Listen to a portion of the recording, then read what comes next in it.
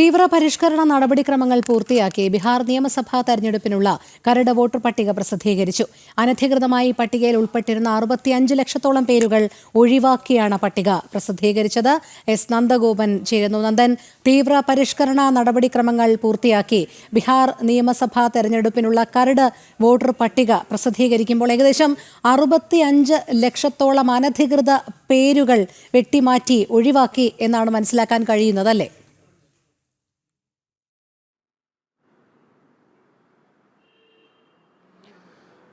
ബീഹാറിൽ വലിയ രീതിയിൽ അനധികൃതമായി വോട്ടർ പട്ടികയിൽ ഇതര രാജ്യങ്ങളിൽ നിന്നുള്ളവർ പോലും ഇവിടെ വോട്ടർ പട്ടികയിൽ ബീഹാറിലെ വോട്ടർ പട്ടികയിൽ ഇടം പിടിച്ച ഒരു പ്രത്യേക സാഹചര്യത്തിലാണ് വോട്ടർ പട്ടികയുടെ പ്രത്യേക തീവ്ര പരിഷ്കരണം നടപ്പാക്കുവാൻ വേണ്ടി കേന്ദ്ര തെരഞ്ഞെടുപ്പ് കമ്മീഷൻ തീരുമാനിച്ചത്.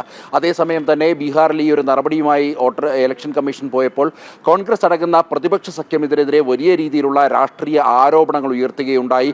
ഇലക്ഷൻ കമ്മീഷനെ വ്യക്തിപരമായി ആക്രമിക്കുകയുണ്ടായി.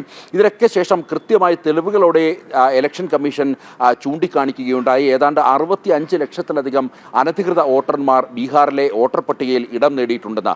അതിനകത്ത് വിവിധ രാജ്യങ്ങളിൽ നിന്നുമുള്ളവർ ഉണ്ട്. മ്യാൻമാർ അടക്കമുള്ള, നേപ്പാൾ അടക്കമുള്ള രാജ്യങ്ങളിൽ നിന്നുമുള്ളവർ ഈ വോട്ടർ പട്ടികയിൽ ഇടം പിടിച്ചിട്ടുണ്ട്.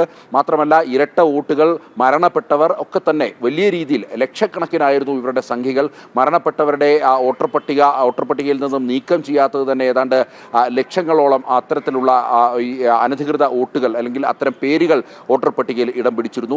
ഇത്തരമൊരു പ്രത്യേക സാഹചര്യത്തിലാണ് SIR ബീഹാറിൽ പ്രത്യേക തീവ്ര പരിഷ്കരണം നടപ്പാക്കുവാൻ വേണ്ടി തെരഞ്ഞെടുപ്പ് കമ്മീഷൻ തീരുമാനിച്ചതും അത് കോടതിയിൽ ചോദ്യം ചെയ്യപ്പെട്ടെങ്കിലും സുപ്രീം കോടതിയും തെരഞ്ഞെടുപ്പ് കമ്മീഷന്റെ ഈ ഒരു വിഷയത്തിലുള്ള സുതാര്യത മനസ്സിലാക്കിക്കൊണ്ട് സുപ്രീം കോടതിയും അതിന് പച്ചക്കൊടി കാണിക്കുകയായിരുന്നു. ഏതായാലും ഇന്നിപ്പോൾ കരട് വോട്ടർ പട്ടിക പ്രസിദ്ധീകരിച്ചിരിക്കുകയാണ്. ഈ കരട് പട്ടികയിൽ ആക്ഷേപമുള്ളവർക്ക് 30 ദിവസത്തിനുള്ളിൽ പുതുക്കിയ ഒറിജിനൽ വോട്ടർ പട്ടിക പ്രസിദ്ധീകരിക്കുന്നതിന് മുമ്പ് ഏതെങ്കിലും തരത്തിലുള്ള ആക്ഷേപങ്ങളുണ്ടെങ്കിൽ അറിയിക്കുവാനുള്ള സമയങ്ങൾ നൽകിയിട്ടുണ്ട്. ഈ വോട്ടർ പട്ടിക മുഴുവൻ BLOമാർക്കും വിതരണം ചെയ്തിട്ടുണ്ട്. പ്രാദേശിക നേതാക്കൾക്ക് ഈ വോട്ടർ പട്ടിക പരിശോധിച്ച് കൃത്യമായി ഏതെങ്കിലും തരത്തിലുള്ള മാറ്റങ്ങൾ വേണമോ, അല്ലെങ്കിൽ ഏതെങ്കിലും തരത്തിലുള്ള കൂട്ടിച്ചേർക്കലുകൾ വേണമോ, അല്ലെങ്കിൽ ആരെങ്കിലും ഒഴിവാക്കണോ തുടങ്ങിയ കാര്യങ്ങൾ കൃത്യമായി ബോധ്യപ്പെടുത്തുവാനുള്ള അവസരമാണ് ഇപ്പോൾ തെരഞ്ഞെടുപ്പ് കമ്മീഷൻ നൽകിയിരിക്കുന്നത്. അതിനൊക്കെ അപ്പുറത്തേക്ക് രാഷ്ട്രീയ ആരോപണങ്ങൾക്ക് യാതൊരുവിധ കഴമ്പുമില്ല, അല്ലെങ്കിൽ പ്രതിപക്ഷ ആരോപണങ്ങൾക്ക് യാതൊരുവിധ കഴമ്പുമില്ല. തെരഞ്ഞെടുപ്പ് കമ്മീഷന്റെ പ്രവർത്തനം പ്രത്യേക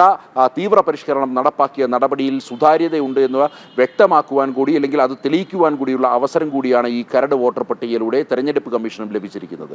ശരി, എസ് നന്ദഗോപനാണ് വിവരങ്ങൾ നൽകിയത്.